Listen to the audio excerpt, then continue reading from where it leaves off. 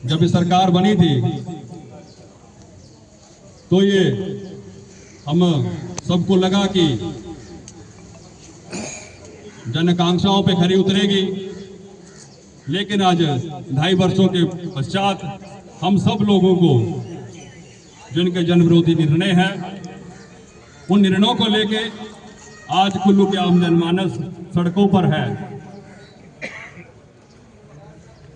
मित्रों, हम सब ने माना कि हमें समय देना चाहिए, सरकारें आती हैं, सरकार को सेटल होने का समय देना चाहिए। 2.5 वर्ष में सरकार ने क्या किया? आते ही जितने भी संस्थान थे, हमारे आदरणीय जयराम ठाकुर जी ने जितने भी संस्थान खोले थे, शिक्षण संस्थान, उनको बंद करने का अगर कार्य किया तो इस सरकार ने किया। तत्पश्चात आदरणीय दानविंदर जी ने बात रखी कि हम जब पानी के मुद्दे को लेके जब इनसे बात की जाती है तो फेसबुक के माध्यम से परसों एक इनकी जानकारी आती है कि कोई भी कुल्लूवासी इस बड़े हुए बिलों को ना भरे। क्या सरकार ने इनको अधिकृत करके रखा था कि ये ऐसा फेसबुक पे लिखिए बिना नोटिफिकेशन के? कल एक और नोटिफिकेशन आती है जिसमें ये कहते हैं कि हाई लेवल डेलीगेशन एक मिला और हाई लेवल की मीटिंग आईपीएस डिपार्टमेंट की चल रही, जिसमें उप मुख्यमंत्री और मुख्यमंत्री का भी हवाला इन्होंने दिया। तो बिना नोटिफिकेशन के इन्होंने अपने वहां पर लिखा फेसबुक अकाउंट में, सोशल मीडिया अकाउंट में, कि नोटिफिकेशन फिलहाल के लिए स्थगित है। तो मेरा ये मानना है कि नोटिफिकेशन आज अभी 1 बज चुका है। अगर कोई ऐसी नोटिफिकेशन है तो वो कहाँ है और 1 बजे तक वो नोटिफिकेशन जनता के सामने क्यों नहीं है? और इसी के साथ तीसरी बात, ये नोटिफिकेशन रातों रात नहीं आई। ये नोटिफिकेशन 30/9/2024 को आई है और इसकी इंप्लीमेंटेशन की डेट अक्टूबर है। तो अक्टूबर से लेके अभी तक इन्होंने जनता के हित में क्यों नहीं आवाज उठाई?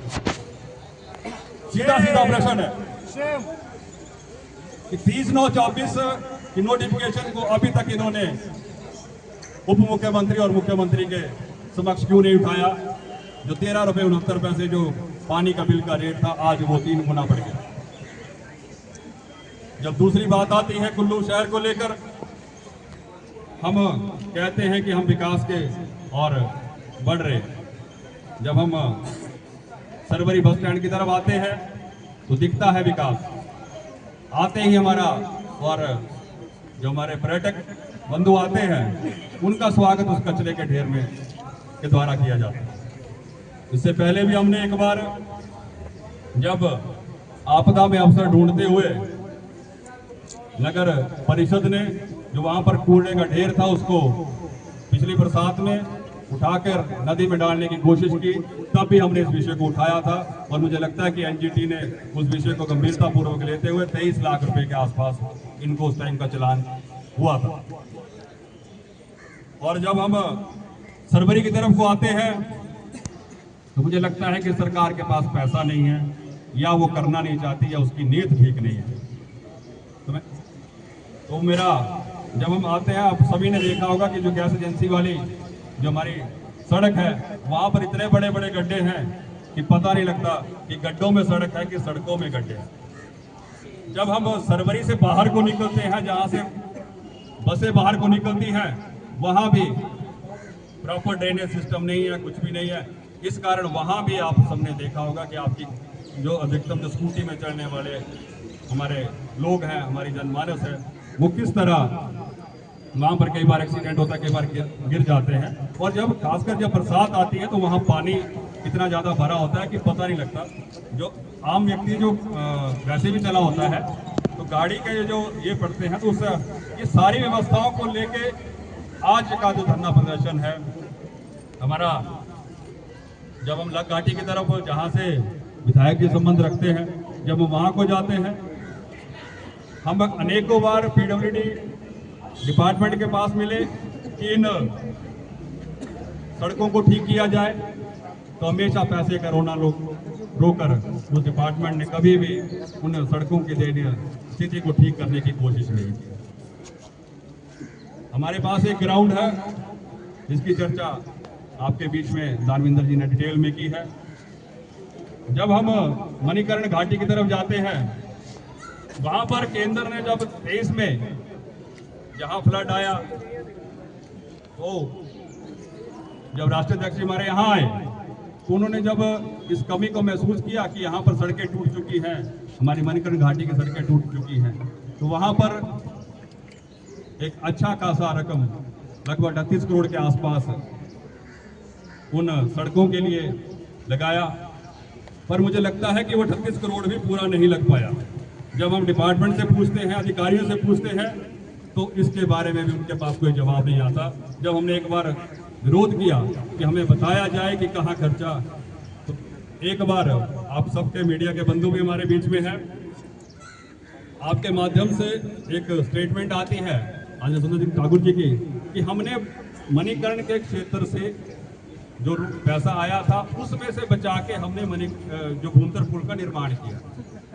आप अच्छी बात है, हम डेवलपमेंट के पक्षधर हैं, बहुत समय से भूंतर पुल का निर्माण होना चाहिए था, हो रहा है।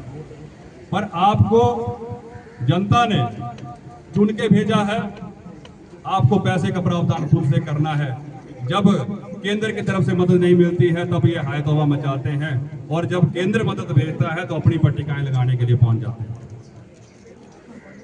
भूंतर पुल लगना चाहिए, हम भी इसके पक्षधर हैं, पर पैसे का अरेंजमेंट करना विधायक महोदय का कर्तव्य। ये नहीं कि वहां से पैसा बचाया। क्या मणिकर्ण के लोग यहाँ पर आए हैं? क्या मणिकर्ण के लोगों को लगता है कि जो 38 करोड़ में आपकी सड़क बन गई, यहाँ पर मणिकर्ण के मेरे कितने कार्यकर्ता हैं, क्या 38 करोड़ वहां पर खर्च हो चुका है या वहां से पैसा बचने की गुंजाइश है वहां पर? नहीं। सुंदर ठाकुर होश में आओ, होश में आओ, होश में आओ, सुंदर ठाकुर होश में आओ, होश में आओ, होश में आओ। ऐसी अनेकों समस्याएं। जब हम बात करते हैं बिजली के बिल, तो बिजली के बिलों में भी हम एडिशनल चार्जेस कई लग चुके हैं। जब वहाँ पर विभाग में पूछा जाता है तो एनर्जी चार्जेस के नाम पे कमर्शियल में और ज़्यादा लगता है।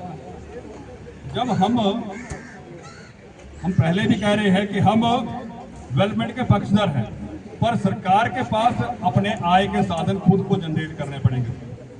हर बार हम केंद्र के भरोसे की केंद्र पैसा भेजेगा तब अपनी पट्टिकाएं लगाने आ जाएंगे, तब हमने किया। अगर नहीं हुआ तो केंद्र मदद नहीं कर रहा। ये हमेशा ये नहीं चलना चाहिए। बहुत सी बातें अगर पूरे 2.5 साल का अगर इनके क्रियाकलाप पे अगर बात रखने चाहेंगे तो मुझे लगता है कि समय की कमी है, और अभी हमने डीसी महोदय के पास ज्ञापन भी देने जाना है। तो ऐसे अनेकों विषय पर आप सबके समर्थन से हम समय समय पर जनमानस की आवाज उठाते रहेंगे और यहाँ